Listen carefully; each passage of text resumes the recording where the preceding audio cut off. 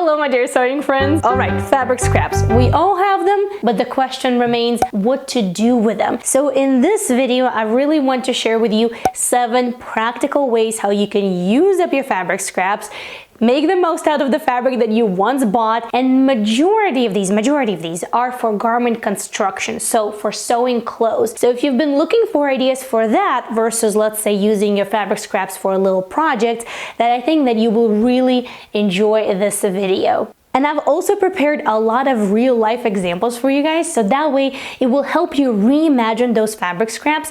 And the first one, I think it's a no-brainer, and it's good to start with that one. And of course, that is turning your fabric scraps into bias tape. It actually doesn't take much to bind some of the seams on the inside of the garment, or let's say a pocket or a pocket opening, or even some of the necklines. So when we're making our bias tape at home, which I've done for many years now, I use these little babies right over here, and it's probably one of the best sewing purchases that I've done to this date. So a lot of times when we make bias tape at home, we think that it has to be a really long, continuous piece. But in reality, I actually cut my fabric scraps at a 45-degree angle as a bias tape should be, and I leave them as is until I start working on my project, and it's time to bind the seams or the neckline, and then I can choose which little bias tape is the best for the job. Bias tape from really fun, colorful fabric scraps can often double up as a cute little ribbon. I often do that for really special handmade gifts. And if you have old sewing makes that you no longer wear, or maybe some clothes in your wardrobe that you don't wear, you don't want to upcycle, they're not good for donations, but the fabric still can be used and there's no other things that you want to do with it, you can always cut them up for bias tape as well. I've done that before, and it uses it up, it puts it to a good use, so that could be a solution as well.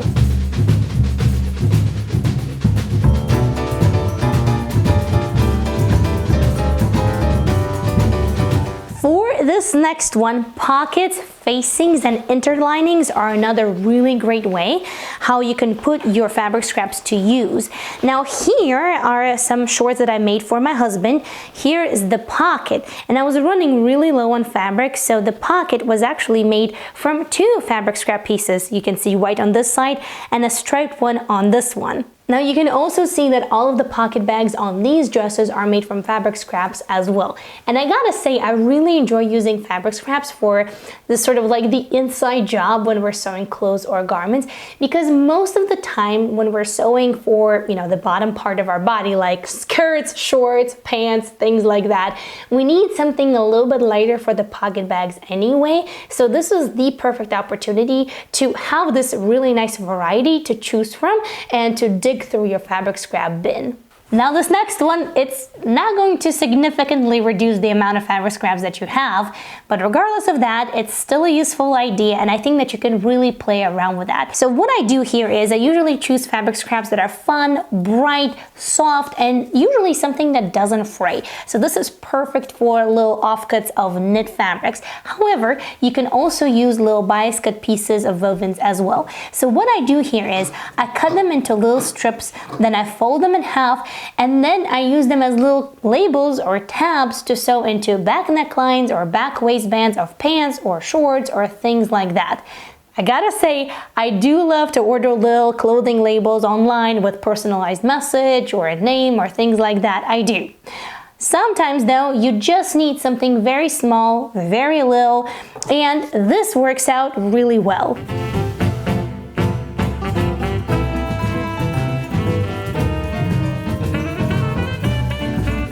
Now for this next one, you can use your fabric scraps big and small, woven and knit as well.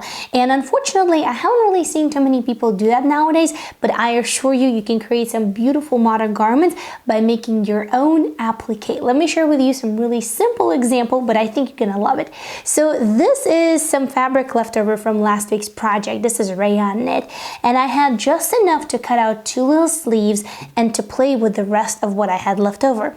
So I thought, let me make a cute little t-shirt and make heart applique on the front panel of that.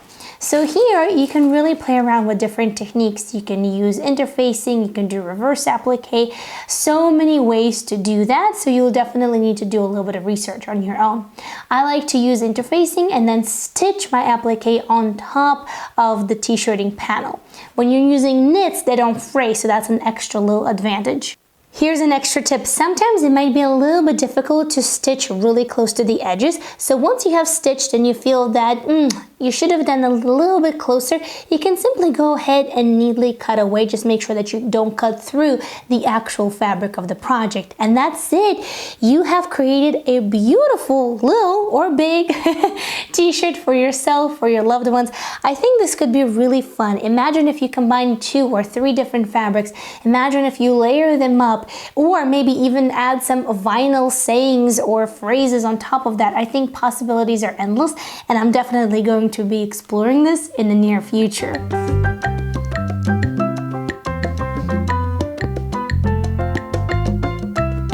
Now, as I mentioned, majority of these are for garment construction and using up fabric scraps in sewing clothing, but I cannot go without mentioning a gazillion little things that you can sew with your fabric scraps. Here's just a small sampling of that, so that way we can get your mind going. So of course, we're talking about scrunchies, and then some beautiful hair clips, bows, little mini wallets, zipper pouches, a gazillion of useful things that you can make for kitchen. Like for example, these napkins. Yes, they look faded because I made them over a year ago and I've been using them ever since. So definitely think about what can you utilize your fabric scraps in everyday life, so that way you can put them to good use. Here's another one that's not clothing related, but stay with me, the next one is going to be worth it. So if you do have a lot of little fabric scraps, but sewing small little items from them isn't really your jam, but if you do have little kids around you, use these fabric scraps for some kids crafts. Just give it to them. It's really fun to see what they come up with. A little bit of glue, a little bit of paper, maybe scissors if the age is appropriate for that. And it's a really fun way how to really excite that imagination of a young mind and just see what are they doing, how are they working with it. Just give them the freedom of creation, and I think you will be surprised how much fun your kids are going to have with that. Mine definitely loves to work with fabric scraps. As Easter is coming up, I drew these little lambs, and then I had a little bit of leftover Sherpa fabric from previous projects, so we took this opportunity to have fun with that.